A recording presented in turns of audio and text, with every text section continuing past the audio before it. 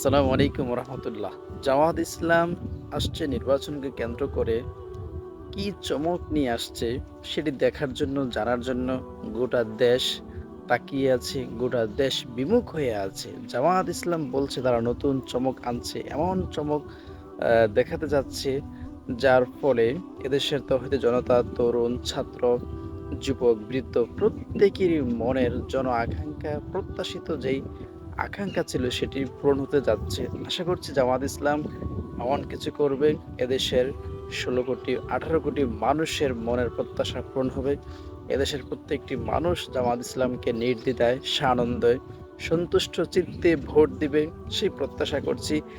জামায়াত ইসলাম যেই কাজটি করতে যাচ্ছে নমিনেশনকে কেন্দ্র করে, জামায়াত ইসলাম ছাত্র সমাজ যারা ২৪-এর গণঅভ্যুত্থানে যারা অগ্রণী ভূমিকা পালন করেছে তাদেরকেও নেতৃত্বে আনবে, তাদেরকেও নমিনেশন দিয়ে সংসদে নেবে সেই প্রত্যাশা করছি। বিশেষ করে সাদিক কায়েম, তারপর আরও অন্যান্য যে বিভিন্ন ইউনিভার্সিটি, ডাকসু, চাকসু, রাকসু এদের ভিপিদেরকেও যদি সংসদে নেওয়া যেতে পারে, তাহলে আশা করি এদেশের মানুষের মনে যে প্রত্যাশিত আশা আকাঙ্ক্ষা ছিল সেটি পূরণ হবে এবং এদেশের মানুষেরা, এদেশের রাজনীতিবিদরা যে ব্যতিক্রম এবং নতুনদেরকেও যে সুযোগ করে দেয় সেটি জামায়াত ইসলাম একমাত্র করতে পারে।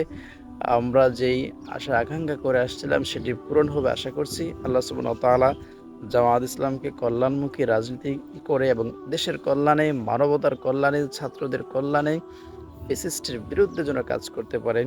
আল্লাহ তাআলা জামায়াত ইসলামকে কবুল করুন। আসসালামু আলাইকুম রহমতুল্লাহ।